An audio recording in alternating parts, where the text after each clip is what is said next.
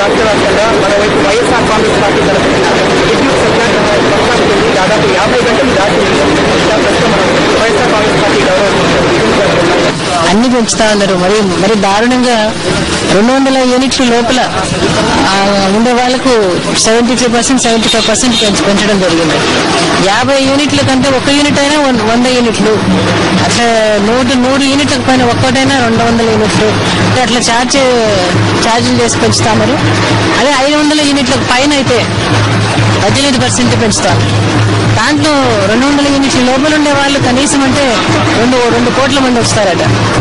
మరి బీద వాళ్ళ మీద మరి ఎందుకంత ఇదో ఏంటో మరి నాకు అర్థం కాని ప్రశ్న నాకు ఇది.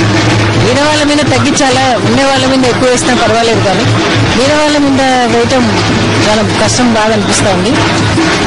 కానీ అంటే ఇంతవరకు విపక్షాలు చేయడం వరకు చేస్తాయమ్మా. అంటే ఇంతవరకు మనం ప్రభుత్వానికి భయం తెప్పించడానికో లేకపోతే మనం ప్రజల్లో అవేర్నెస్ తెప్పించడానికి విపక్షాలు దీక్షలు, ధర్నాలు, నిరాహార దీక్షలు, ప్రజల్లోకి వెళ్ళడం, ప్రజాక్షేత్రంలోకి వెళ్ళడం ఇవన్నీ జరుగుతూ ఉంటాయి. కానీ చట్టసభల్లో చేసేది కూడా చేయాల్సిన పరిస్థితి.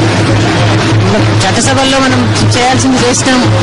మొన్న అవిశ్వాసం పెట్టినప్పుడు, లాస్ట్ టైం అవిశ్వాసం పెట్టినప్పుడు, రైతుల కోసం అవిశ్వాసం పెట్టినప్పుడు చంద్రబాబు నాయుడు గారు పెట్టినా కూడా మన పార్టీ రైతుల కోసం అని చెప్పి చేయడం జరిగింది. ఆ రోజు 15 మంది ఎమ్మెల్యేలు పదవులు పోతాయని తెలిసి కూడా నిలబడి రావడం జరిగింది. చంద్రబాబు నాయుడు కుయుక్తులు అనుకుంటా. ఆయన అంతకుముందు చిరంజీవి గారి పక్క వేరే పార్టీగా ఉన్నంతసేపు అవిశ్వాసం పెడతా అంటూ పెట్టలేదు. చిరంజీవిని అక్కడ చేర్చిన తర్వాత అవిశ్వాసం పెట్టాడు. అయినా రైతుల కోసం కాబట్టి మనం చేయడం జరిగింది. నిన్న అవిశ్వాసం పెట్టినప్పుడు అన్ని పార్టీలు పెట్టాయి, అన్ని విపక్షాలు, కానీ చిన్న పార్టీలు అవన్నీ కూడా. చంద్రబాబు నాయుడు గారు మేజర్ గా ఉండే పార్టీ, ఆయన వచ్చి కానీ అవిశ్వాసం పెట్టేదానికి పెట్టింటే ఈరోజు ప్రభుత్వం దిగిపోయింది, ఛార్జెస్ పెట్టకుండా ఉండేవాళ్ళు. ఈరోజు దీక్ష చేస్తున్న కొంతమంది వైఎస్ఆర్ కాంగ్రెస్ పార్టీ ఎమ్మెల్యేల పరిస్థితి కూడా, ఆరోగ్య పరిస్థితి అంత బాగా ఉన్నట్టు కనిపించట్లేదు. మీ అధ్యక్షురాలుగా మీరు ఏమనుకుంటున్నారు? వారు ముగ్గురికి కొంచెం డౌన్ అయిందమ్మా. శోభాకు కొంచెం షుగర్ లెవెల్స్ పడిపోయినాయి, అమర్కి షుగర్ లెవెల్స్ పడిపోయినాయి, ఇంకొకరికి షుగర్ లెవెల్స్ పడిపోయినాయి. కొంచెం పూర్తి ప్రజలందరూ గమనిస్తారు. విజయమ్మ గారు, మీ కుటుంబం అంతా మీరు తలో దిక్కు వెళ్లాల్సిన పరిస్థితి. రోజు షర్మిల గారు అక్కడ ఎండల్లో పాదయాత్ర చేస్తున్నారు, మీరు ఇక్కడ దీక్షలు చేస్తున్నారు. ఇక జగన్మోహన్ రెడ్డి గారి పరిస్థితి కూడా అందరికీ తెలిసిందే. మీకు ఏమనిపిస్తుంది?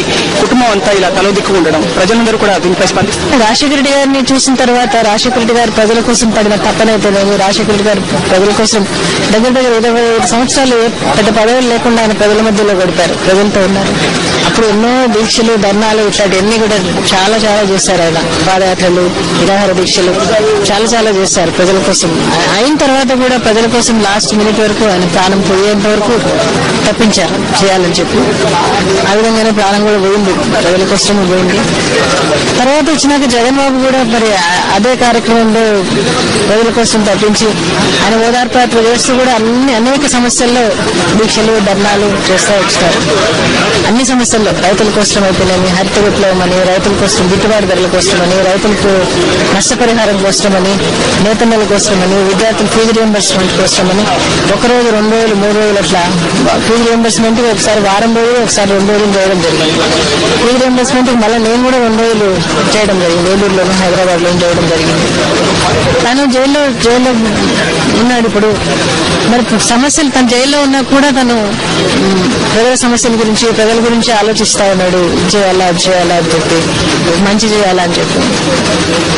తన ఆలోచన ప్రకారం రాజశేఖర రెడ్డి గారిని చూసి, జగన్ బాబుని చూసిన తర్వాత తను లేని టైంలో ప్రజల కోసం నిలబడాలని జగన్ బాబు చెప్తా ఉన్నాడు. ప్రజల కోసం నాకు కూడా చాలా బాధ అనిపిస్తుంది. రాజశేఖర రెడ్డి గారి టైంలో ప్రజలకు ఇన్ని మంచి పనులు జరిగినాయి, ఇప్పుడు జరగట్లేదు అని చెప్పి చాలా బాధ అనిపిస్తూ ఉంటుంది.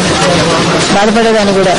ఈరోజు ఈ కరెంటు కోసం ముఖ్యంగా చేయాలని ప్రజల పక్షంగా మన పార్టీ నిలబడాలని చెప్పి ఈరోజు ప్రజలు అనేకమైన ఇబ్బందులు పడతా ఉన్నారు. చంద్రబాబు నాయుడు కాలంలో ఏ విధంగా ఇబ్బందులు పడ్డారో ఆ రోజు రైతులు బిల్లులు కట్టలేదని చెప్పి జైల్లో పెట్టడం రైతులు అదే పనిగా సపరేట్ జీవోలు తెచ్చి 89 జీవో, 99 జీవోలు తెచ్చి, ఫాస్ట్ ట్రాక్ కోర్టులు తెచ్చి, ప్రత్యేక పోలీస్ స్టేషన్లు తెచ్చి జైల్లో పెట్టడం రైతులు దొరకపోతే రైతులు భార్యలు పెట్టడం జరిగింది. చెంబు తప్పాలు తీసుకురావడం జరిగింది. 4,000 మంది దగ్గర ఆత్మహత్యలు చేసుకున్నారు. రైతులకు నష్టపరిహారం చనిపోయిన కుటుంబాలకు ఇమ్మంటే కూడా ఆయనకు మనసు రాలేదు. ఆత్మాభిమానం రైతులకు దెబ్బతింది. నష్టపరిహారం కోసం చనిపోతారన్న సందర్భం అది.